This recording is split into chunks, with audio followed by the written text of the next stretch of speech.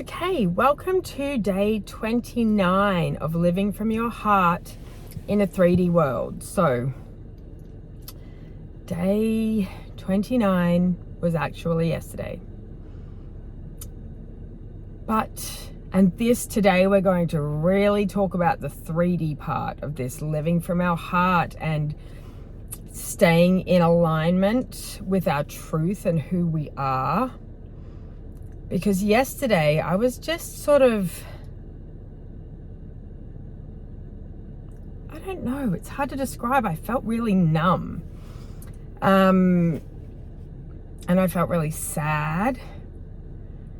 And I've also been throwing myself into this new avenue for my work to do wholesaling of my product with which I've always been an e-com. So wholesale is great because it's got I'm really excited by it but I found that what I did was I threw myself into the doing of everything that needed to be done, and I really missed I was not present with it. I was on autopilot, do. Like I reverted back to old programs and old patternings. And that's why I think this is really important, because we can understand all of this stuff theoretically and get it. Like when we're in the moment, when I've been going on a big rant of all of the positive stuff and totally, get it. But applying it in the 3D world is the part where it gets tricky. It's a dance. And especially because I've got 45 years of conditioning here, 45 years of conditioning to jump into that autopilot and start doing and achieving and producing. And so now I'm in the dance. And the dance is just to bring back your awareness. And the awareness is so that you don't go into autopilot and sort of feel a bit numb. And instead, it's the awareness of, oh my God, I'm so excited about this new opportunity, this new pathway. It's super exciting. How exciting is this going to be? And staying in that energy as you're doing the 3D efforting and work. So it's coming from aligned inspiration and not defaulting back to autopilot. So, and I think it's just we just have to catch ourselves. I feel aligned. I feel joyous with this, the inspiration to do this is joyous and aligned.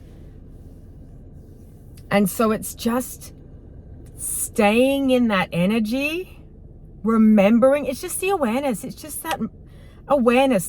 We've practiced doing it in the shower, and just being present and aware of how nice the shower feels. So now we need to practice it in our day-to-day, work, if you call it. But it's not work in the drudgery sort of sense. It's exciting.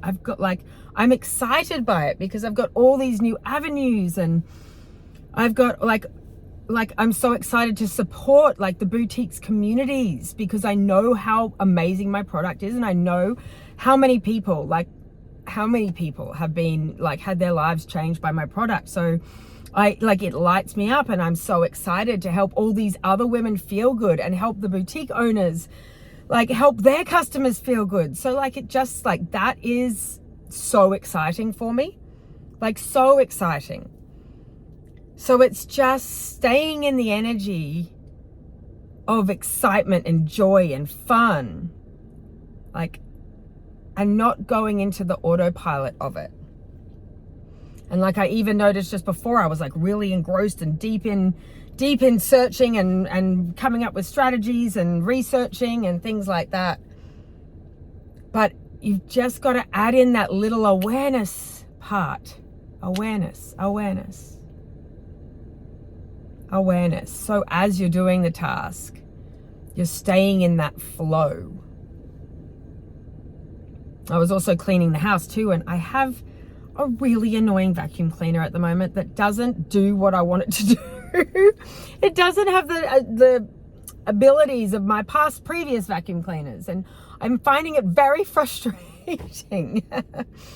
And so I was definitely not in high vibe when I was trying to wrangle this thing around. Like, oh my God, it's like from the 80s, I think. And I definitely had dropped out of that, and I was in the drudgery and I was in the autopilot, and I hadn't taken that split second and that time to remember the like appreciation. Like, and that's what, like, I still have a vacuum cleaner. Like, I still have something to be grateful for. Everything is just a matter of perspective. Like, I have floors to vacuum. I have, do you know what I mean? Like, I have things. I own things that need to be moved around while I vacuum. Sometimes you've got to make it that general. Like this morning when I woke up and I was feeling sad. Try not to cry, but... And I was wondering this, actually. I was wondering it at the time. It's like, you can be sad and grateful at the same time. And so the first thing is that we don't try and pretend we're not sad. We have to, if we're sad, we're sad. That's being a human. And we're allowed to feel that emotion. But I think it's how you view the sadness. Like, when you view it from a place of love, like, I'm sad because I love that thing so much. Like, I'm sad. Do you know what I mean? Because it brings me so much joy and so much love. And this is what I was playing with, is like, I might not be able to feel grateful for the situation that's causing the sadness, even though we did talk about neutralizing the situation, and you can see all the positives. Of course you can. But it doesn't mean that you're not still allowed to feel sad about it. You are allowed to feel sad. But you can also feel grateful. So I just played with this morning, and this is a 3D world. It's like feeling sad, but then being grateful. Like, I was just going really general. I was grateful I have these really nice silk pillowcases on my pillow, and it was like when you put your hand underneath the pillow, it's really cold. And I love that. You know, does anyone else do that? Slide their hand under the pillow and just love to feel how cool it is. And you even sometimes flip the pillow over and get the cool on your face. So and in my head, I was just like, choose the better feeling, choose the better feeling, choose the better feeling. It's like, yes, I'm sad, but I'm also grateful for this beautiful pillow, like, that I have right now. I have something I can be grateful for, like, right now. Like, you can be two things at once, I think, is the moral of the story. And that's how you can still choose your present moment and choose your present moment. Because while something might be happening in your life that makes you sad, there's still, like, amazing, like, everything around you is amazing. And actually, it's funny because me and my daughter were talking last night, and I was still feeling sad and trying to, like, just work through it and neutralize the emotion. And she started talking about the Holocaust in Nazi Germany. And I was like, gosh, well, if that's not a perspective flip, then I don't know what is. It's like, my life is actually pretty good right now when you compare it to that. So talk about polarity. Like, there's actually nothing wrong. Everything is perfect. And in that moment, I was so grateful for my life and for everything in it, no matter how situations are and how they're working out. So it's just retraining ourselves to still see the gratitude and the joy and the appreciation whilst feeling the emotions. I think the emotion is definitely, it's like you need to feel the emotion. But what we've been learning these past 29 days, 28 days, is not to link that emotion with any story or pattern or belief system that because of that, you are not enough. So that is the key. It's like, I can still feel this way, but I'm not going to let that situation unalign me from my belief that I know who I am, and I know my truth, and I know that I'm a divine creation in this universe, in this human form. And I came here to feel emotion. I came here to embody the feeling. And with sadness, you also get joy. It's interesting. I was actually, I was listening to a little clip on YouTube this morning. I actually was just flicking up, and it came on, and it was, I'm not sure who he was, but he looked like some sort of like monk or priest, like a monk, like up in the hills, like someone very spiritual. And he said he chooses peace. He doesn't choose happiness. He chooses peace, because with happiness, there's sadness. And so instead he chooses peace. But I don't know. I like feeling happy too. If it comes with sadness and it comes from a place of love, then I think I'm happy with that. It means that I've loved something. And I always remember, once I like really understood that once we die, we don't like that. Yes, our souls do continue on, that it's not just black forever.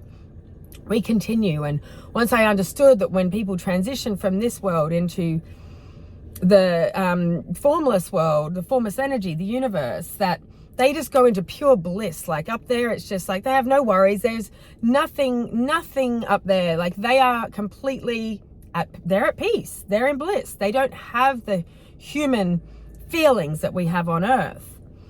And so I was like, well, I understand that. And so then really them crossing over is not a sad thing. It's actually something to be joyous. And I suppose that's probably a little bit like spiritual bypassing. It's like, because then I heard somewhere being read that, no, the reason why you grieve and that you're sad, like the sadness is actually commensurate to the amount of love you have for that person. Like, so that you're actually,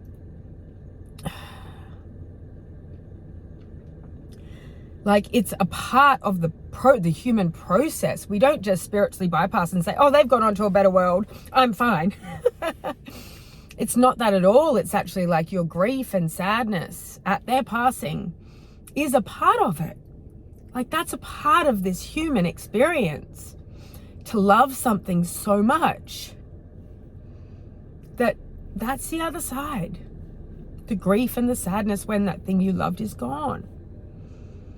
Like, you can know theoretically where they are and that it's all amazing and fabulous.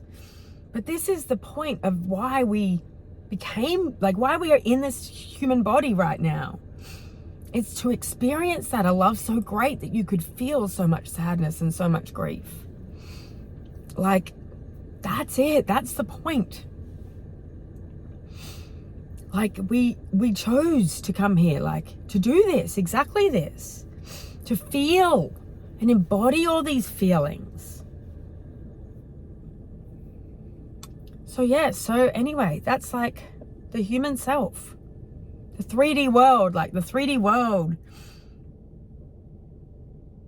It's been really good, this, like, I think it's come at a really good time in the challenge actually too, for my 3D world to like rear its ugly head in all its 3Dness and see if I can put into practice the theory or the aha moments that we've had. And I think the biggest one is linking anything happening in the 3D world, linking it to the fact that you know your truth. You're a divine source intelligence. Your soul essence is from the same energy that creates worlds and universes. And you are enough. So whatever 3D messaging comes in, as long as you still align with your truth, that you are enough exactly in this now present moment, you can still be enough and have sadness. Do you know what I mean? Like, you don't link the sad situation to you not being enough. Well, it must be I wasn't good enough. I wasn't enough. Like, do you know what I mean? Like, we don't, there's no blame or judgment on the situation. You are enough. And you are worthy of everything in the world right now. And just trust that you are infinite source intelligence. And infinite source intelligence knows what it's doing. You just got to take your hands off the wheel. I trust that you know what you're doing. Our hearts know what we're doing. Like, they know it. As long as we stay aligned with our truth, then we can trust and surrender that the best outcome is always happening. Even if the outcome, the pathway looks different to what you thought, like, nothing that is for you will miss you. So whatever the path is, you just have to trust that it's going to be your highest, most miraculous, most joyous, synchronistic path and journey. And then just enjoy the journey in that trust. Like, you know that your meal is coming out from the restaurant. You've ordered it. You've ordered your off the menu, which you've created. You've ordered it. And now you can just enjoy while you wait, in the trust that you know who you are and that you're worthy of anything your heart possibly desires, and staying in that clear truth. That is how we play this in the 3D world. So there is no more victim. How can a divine creation of the universe be in victim mode? Impossible. Impossible, as we say. Me and the kids always say that. We say, love you, and they say love you more, and I always say impossible. And then Nellie always chimes in and says, I can do the impossible. Anyway, so it's just staying in that alignment, and any new any 3D pieces of information, they cannot anymore tell you that you're not enough, because we know our truth and we know that we are enough. And then just staying in the presence, just so we can keep choosing the 10 out of 10 channel. Like, I want to live in joy and peace and happiness and fun. And you can stay on that channel even if you are sad, because you're being in alignment with your truth. And it's the alignment with your truth that you can be sad but still be worthy of the entire universe. It's balancing that, and it's not like you can be sad and then it makes you angry. You can be sad and stay in your alignment. I know it's from a place of love. And that's the 3D, like, implementation is what I called. So I love you lots, and I hope this made sense. And I'll see you tomorrow. Bye.